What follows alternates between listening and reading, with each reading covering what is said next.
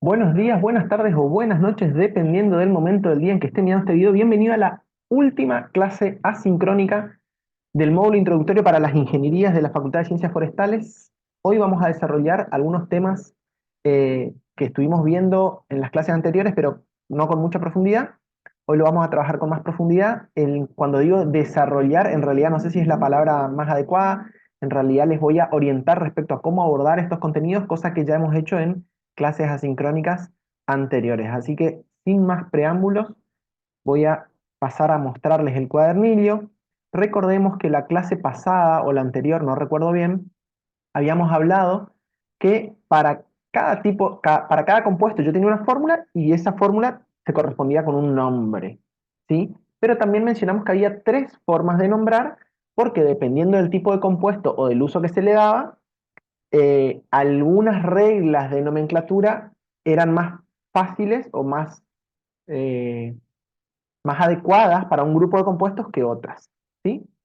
En ese marco habíamos mencionado tres tipos de nomenclatura: la nomenclatura tradicional, la nomenclatura de stock y la nomenclatura sistemática, ¿sí?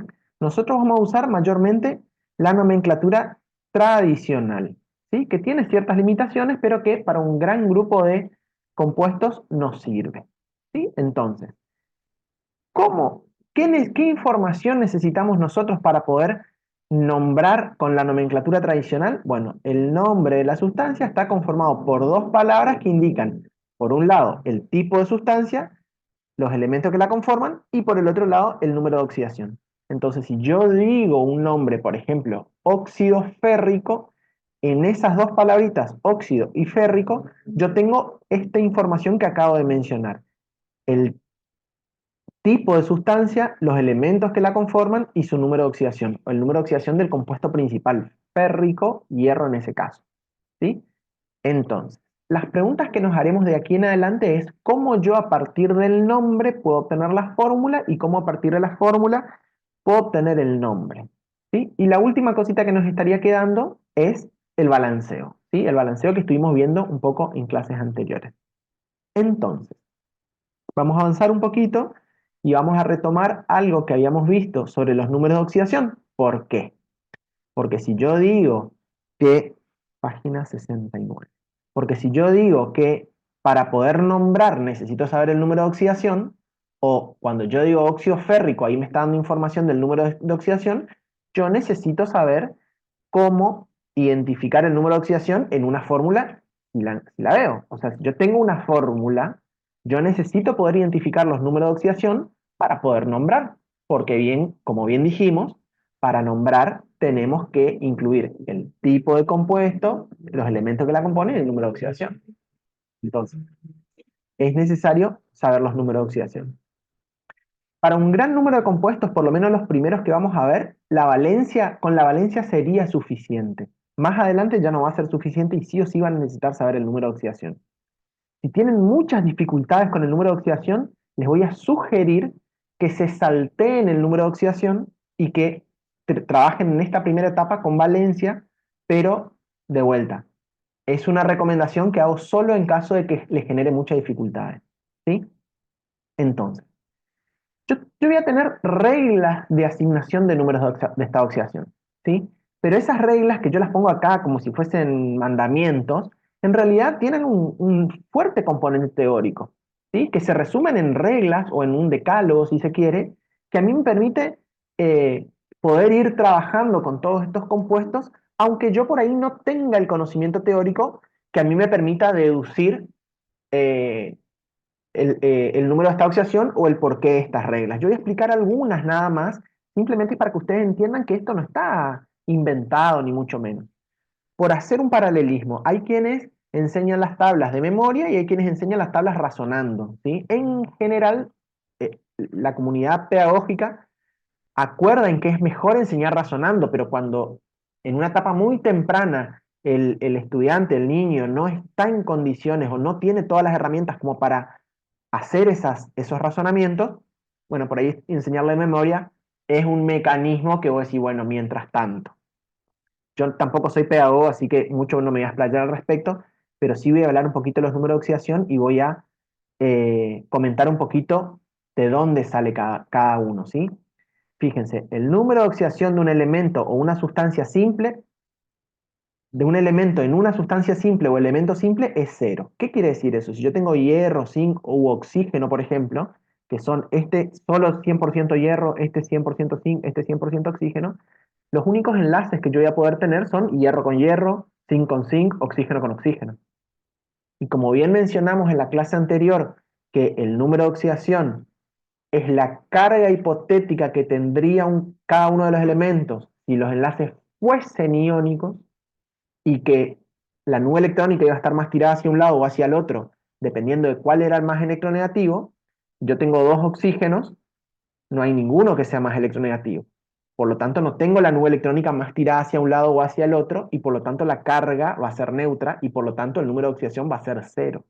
Entonces, fíjense que el número de oxidación de un elemento, una sustancia simple, es siempre cero. ¿Sí? Además, si yo tengo dos compuestos que son, perdón, dos elementos que son neutros, ¿sí? Y uno le cede electrones al otro, por lo menos a los fines del número de oxidación, ¿sí? Entonces, los electrones que cedió este son los electrones que tomó este, pero la suma total sigue siendo cero.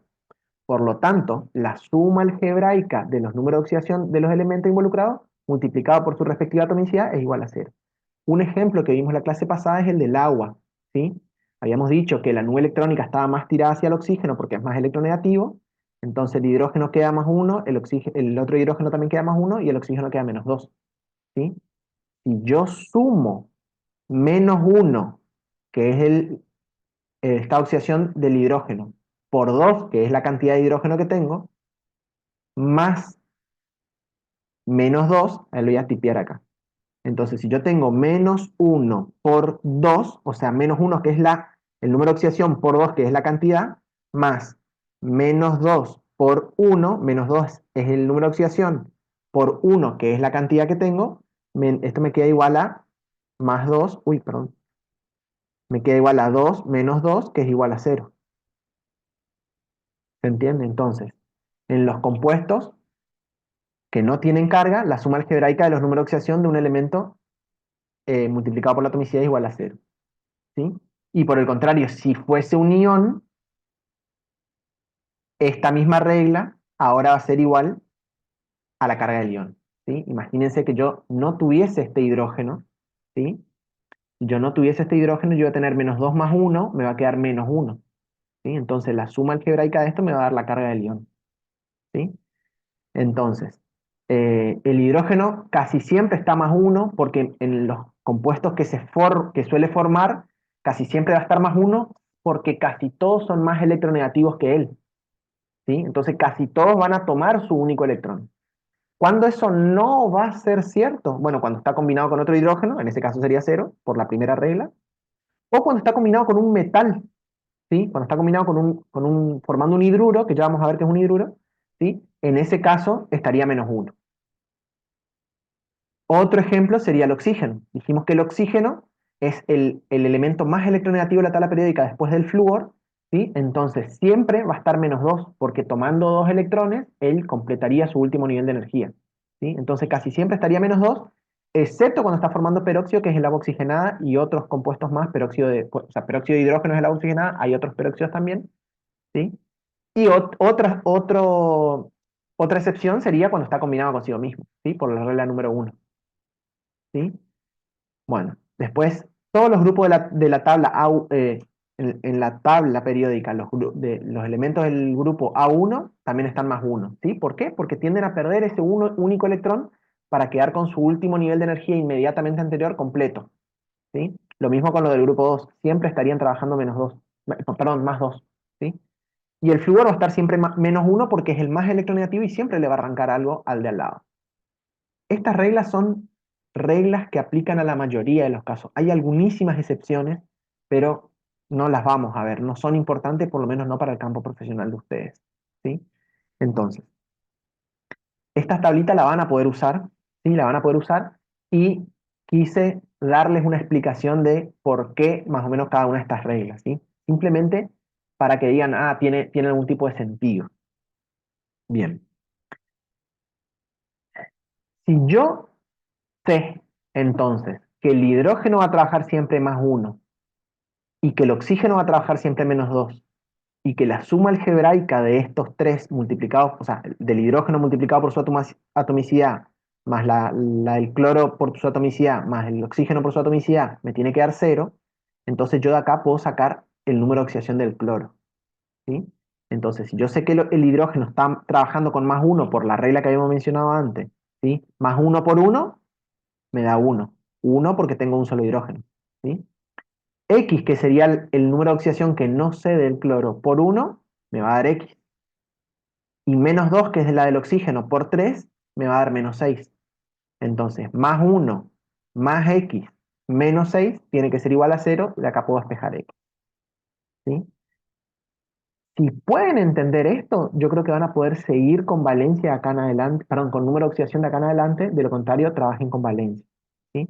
Acá les explico un poquito más en profundidad cómo calcula ese número, pero es el mismo planteo que hice yo, ¿sí? Mismo planteo, 1, x menos 3 por 2, perdón, -2 por 3, y ahí despeja la x y le da 5.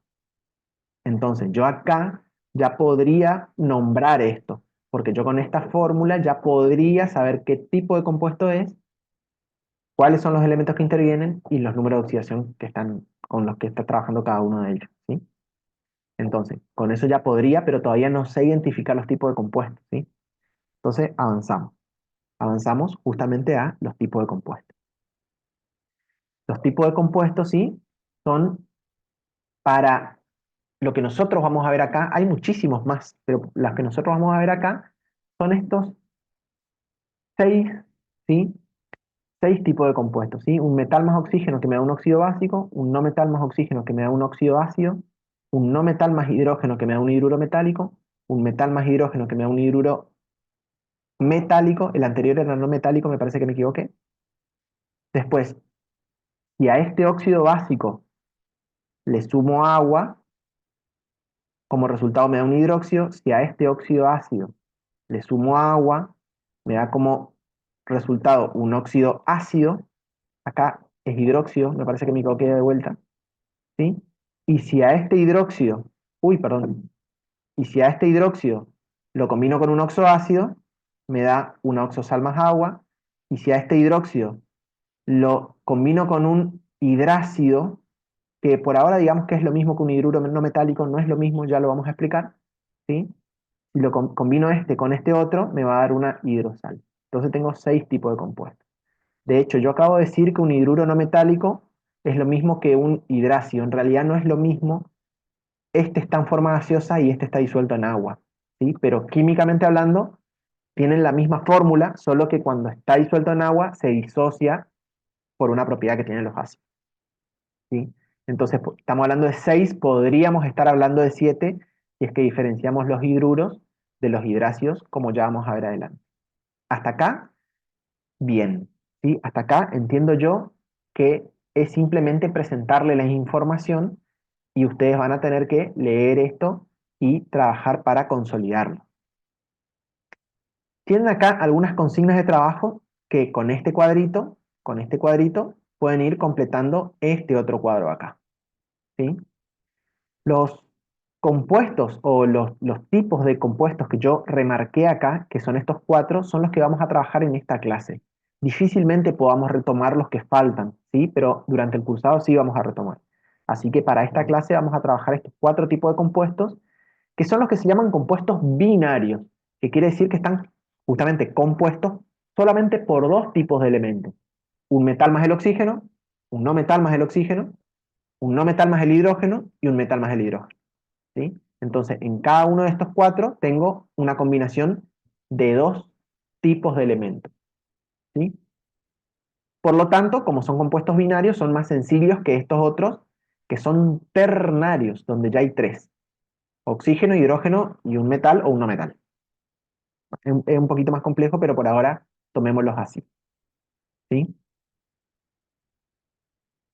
Este también es un compuesto binario. La hidrosal es un compuesto binario, pero no lo vamos a ver ahora. Bien. Esta tablita la pueden completar a partir de esta tabla, digamos. Aquel cuadro de abajo lo pueden completar a partir de esta tabla. Sería una linda tarea porque les va a permitir entender en la medida en que vayan viendo cómo se nombra y cómo se formula cada uno de los compuestos, ir sabiendo cómo se forma, ¿sí? Bien, acá tienen algunas actividades que pueden ir haciéndolas, diferenciar compuestos binario de ternario. Entonces, con la regla que yo mencioné recién, que binarios serían aquellos que están compuestos por dos tipos de elementos, yo podría decir que el dióxido de carbono es binario y que el hidróxido de sodio es ternario, ¿sí? Es simplemente identificar cuántos elementos hay en cada compuesto, ¿sí? Bien, avanzamos un poquito hasta la página 76, donde vamos a empezar la guía de estudios número 6, justamente los compuestos binarios, ¿sí? Combinaciones binarias con hidrógeno. Arrancamos con las combinaciones binarias con hidrógeno, entonces si yo me voy a la tabla, yo ahí tenía los hidruros metálicos y los hidruros no metálicos, ¿sí? Entonces acá tenemos una pequeña introducción teórica, en el cual yo ahora voy a hablar de los hidruros, ¿sí? Los hidruros metálicos son compuestos que se forman por la combinación del hidrógeno con un metal. Hidrógeno con un metal me da un hidruro metálico que tiene esta forma, ¿sí? Siempre los compuestos se escriben el más, en general se escribe primero el metal y después los otros compuestos, o el menos electronegativo a la derecha, el catión, el que tiene una tendencia catiónica a la derecha, y los demás a la izquierda, ¿sí?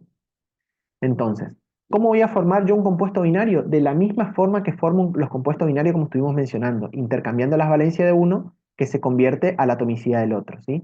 Entonces, si este tiene una valencia 2 o un número de oxidación 2, yo lo paso para el otro lado y se convierte en el subíndice del compuesto del hidrógeno en este caso.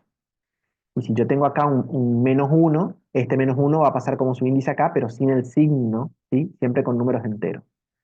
¿Por qué sin el signo? Bueno, porque los números de oxidación pueden ser positivos o negativos en función de la carga que adopte, pero la atomicidad es el número de átomos que está en esa fórmula, ¿sí? Es el número de átomos que está en un compuesto, y al ser número de átomos no puede tener un valor negativo porque no tendría significado físico, ¿sí?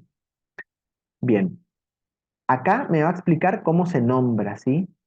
Con la nomenclatura tradicional, yo voy a tener de vuelta, como habíamos mencionado, una primera parte que es el tipo de compuesto y otra parte que me da el nombre específico, donde yo voy a sacar la composición, o sea, cuáles son los elementos que intervienen y el número de oxidación, ¿sí? Entonces acá me indica cómo se nombra, y yo voy a tener hidruro de calcio, por ejemplo, en este caso, ¿sí? Hidruro de calcio, ¿sí?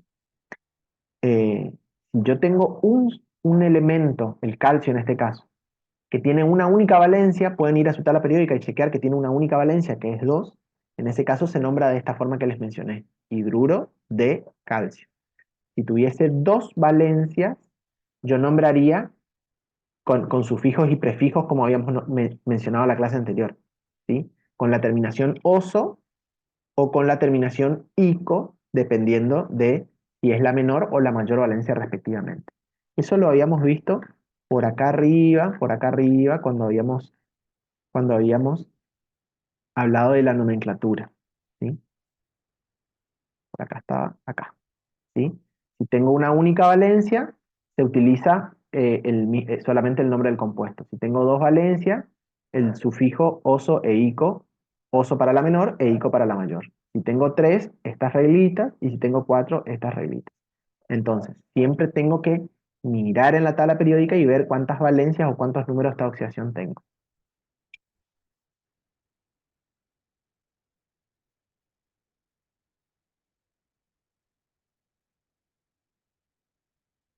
Bien, si tienen dificultades para entender esto con este material, les voy a recomendar que vengan acá a la tabla, perdón, a la página de YouTube, donde van a tener los tutoriales de formación de compuestos, ¿sí? Entonces, en la misma lista de reproducción que yo ya les compartí, tenemos dos listas de reproducción, acuérdense, una lista de reproducción para las clases y esta otra lista de reproducción que son tutoriales de formulación.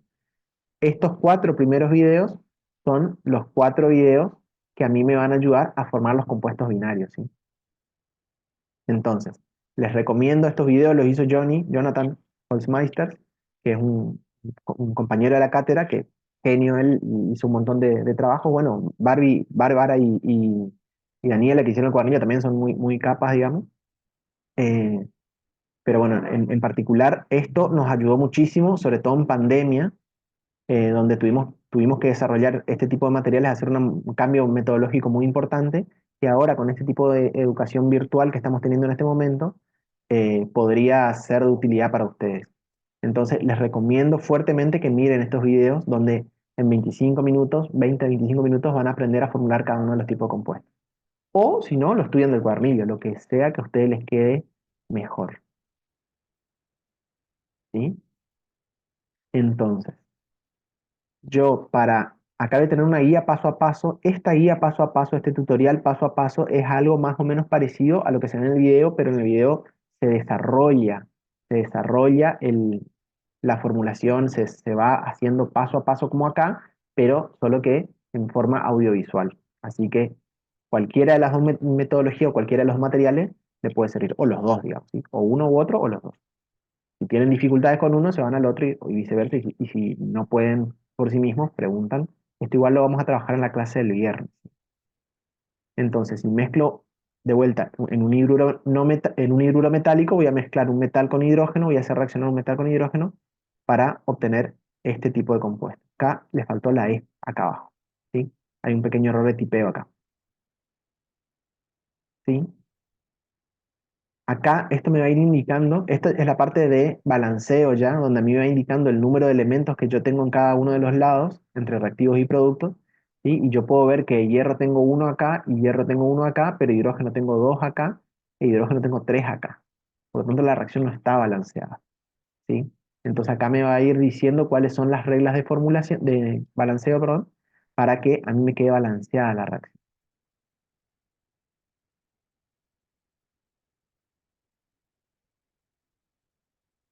Bien. El otro tipo de compuesto es el hidruro no metálico, que en cuanto a su estructura, en cuanto a la mecánica de formación, es exactamente igual, ¿sí? Voy a tener un hidrógeno, pero ahora en lugar de tener un metal, voy a tener un no metal, y en lugar de formar un hidruro metálico, ahora voy a formar un hidruro no metálico, ¿sí? Fíjense que ahora cambia un poco la forma en la cual se distribuye esto. El hidrógeno va a estar a la izquierda y el azufre va a estar a la derecha por esta regla que yo le decía respecto a cuál era el que tiene una mayor tendencia catiónica, si se quiere, una mayor electropositividad. No, en realidad electropositividad no existe, es electronegatividad, pero bueno, como para que lo vayan, para que entiendan a qué me estoy refiriendo, les hago esta aclaración. Como que yo diga está entrando el frío. En términos termodinámicos eso no es correcto, pero por ahí es una simplificación que uno hace, ¿sí? En este caso el hidrógeno estaría trabajando ya más uno, porque este es más electronegativo. Entonces es ese el que tomaría los electrones hipotéticamente hablando si los enlaces fuesen iónicos, ¿sí? Bien, entonces, como en cuanto a estructura, a formación, etcétera, etcétera, esto es exactamente igual, no vamos a profundizar mucho, ¿sí? Esto, de vuelta, tengo un intercambio de valencias acá, acá tengo la guía paso a paso, voy a formar esto, voy a balancear con las mismas reglas, ¿sí? Con la única diferencia que yo acá voy a tener más números de esta oxidación, ¿sí? Pero para este tipo de compuestos, generalmente trabaja con el menor número de estados de oxidación o el- el menor negativo, digamos, ¿sí? O sea, el número negativo este, menos uno en este caso, ¿sí? Entonces, mismo razonamiento que en los hidruros metálicos, mismo razonamiento acá para balancear, y acá ya puedo ir escribiendo cuáles son las fórmulas de los hidruros metálicos que yo voy a tener para cada uno de estos casos, siguiendo las fórmulas que vimos recién. Yo no quiero profundizar mucho en eso, no quiero hacer un desarrollo porque prefiero que ustedes lo hagan y que lo trabajemos el viernes en clase en caso de que no haya problema. Es decir, no quiero hacerlo en esta instancia. ¿Está bien? Si avanzo un poquito, voy a tener los hidrácidos, que como yo les mencioné, un hidruro y un hidracio tenían la misma forma química, con la diferencia que un hidruro está en estado gaseoso y cuando ese hidruro lo mezclo con agua, se me produce un ácido, ¿sí? Químicamente se suelen escribir igual, aunque no son iguales, no vamos a profundizar mucho en eso, pero no son iguales, ¿sí? Y yo voy a escribir de esta forma. Fíjense que este compuesto y este compuesto se escriben igual, H2S en ambos casos, solo que en este caso que yo aclaro que es gaseoso, me estoy refiriendo a un hidruro, y en este caso que está acuoso, me estoy refiriendo a un hidrácido. Y ustedes me dirán, ¿y por qué nombro de forma diferente a dos compuestos que son iguales, bueno, por un lado no son tan iguales porque este está ionizado. Este no está así unido químicamente el hidrógeno con el azufre, sino que están separados en solución acuosa. Y por lo tanto se comportan de forma diferente a este, que es un gas. Este es un gas y este es un gas disuelto eh, que tiene propiedades bien distintas. ¿Sí? Bien, acá para formar el ácido sulfídrico, la única diferencia, como en el primer caso tenía un hidruro, yo lo voy a nombrar como hidruro. En este caso que tengo un ácido, lo voy a nombrar como un ácido. Acá está la formación, la formación va a ser igual, la formación va a ser igual, lo único que va a cambiar es cómo lo voy a nombrar. ¿Sí? En el primer caso sería fluoruro de hidrógeno y en este caso sería ácido fluorhídrico. ¿Sí? Igual eso lo tienen acá y lo tienen en el video este que les acabo de mencionar de hidruros metálicos e hidráceos, perdón, hidruros no metálicos e hidráceos, en este acá van a encontrar esos compuestos. Acá no van a encontrar lo de los hidruros metálicos. Los hidruros metálicos no los van a encontrar acá, ¿sí? Entonces, lo miran del cuadernillo y si no lo entienden de ahí, o sea, va a estar bien igual, porque los hidruros metálicos son compuestos con relativamente baja abundancia en la naturaleza, así que no es tan importante para el campo profesional de ustedes, o no es tan importante como los hidruros no metálicos. Los hidruros no metálicos son mucho más importantes. Entonces me parece que yo hoy había dicho mal que eran óxidos básicos, anhidrios e hidruros. Estos tres son los compuestos binarios y estos ya son ternarios. Entonces, volvemos acá. Me quedará por último entonces las combinaciones binarias con el oxígeno. Fíjense que yo hasta ahora hice combinaciones binarias con el hidrógeno, metales más hidrógeno y no metales más hidrógeno. Y en este caso voy a ver las combinaciones binarias del oxígeno, metales más oxígeno, no metales más oxígeno. ¿Sí? Entonces, yo tengo una combinación de un metal más el oxígeno, yo voy a tener como resultado un óxido básico. ¿Sí? Y toda la misma mecánica para formarlo es exactamente igual a la que veníamos viendo anteriormente. Las valencias se intercambian, se simplifican en caso que sean ambas pares, ¿sí? O sean múltiplos del mismo número, ¿sí? Y a mí me queda el compuesto, ¿sí? Acá en este caso simplifico y me queda así. Por el otro lado voy a tener los hidruros, perdón, los óxidos básicos o anhidrios, ¿sí? Que tienen exactamente la misma forma, pero tienen un comportamiento diferente, ¿sí? Como los metales se comportan de una forma, los no metales se comportan de otra forma, las propiedades de los óxidos básicos y los óxidos ácidos van a ser bien diferentes, ¿sí? Los óxidos ácidos también se llaman anhidrios, ¿sí? Por eso acá ven óxidos ácidos o anhidrios. Tienen acá, entonces, si nosotros retomamos lo de los óxidos básicos, van a tener acá una guía paso a paso para la formación de óxidos básicos, ¿sí? Y más abajo voy a tener una guía paso a paso para la formación de anhídridos, ¿sí? Con esto, si ustedes llegan a hacer todo esto que trabajamos hoy, la clase del viernes va a ser un éxito total, ¿sí? Si tienen dificultades con este material, van a venir acá y van a ver los videos. Óxidos básicos, anhidrios o hidruros, ¿sí? Hidrógeno más un metal, hidrógeno más un no metal. ¿Estamos? Así que bueno, esa es la tarea para el viernes. Tratemos de cerrar todo esto el viernes porque ya la semana que viene tendremos que evaluar. Seguramente el lunes vamos a estar haciendo alguna clasecita de consulta o algo así. Y el miércoles, si no me equivoco, vamos a tomar la evaluación. Igual se los voy a estar comentando bien cuando hable con el equipo de cátedra.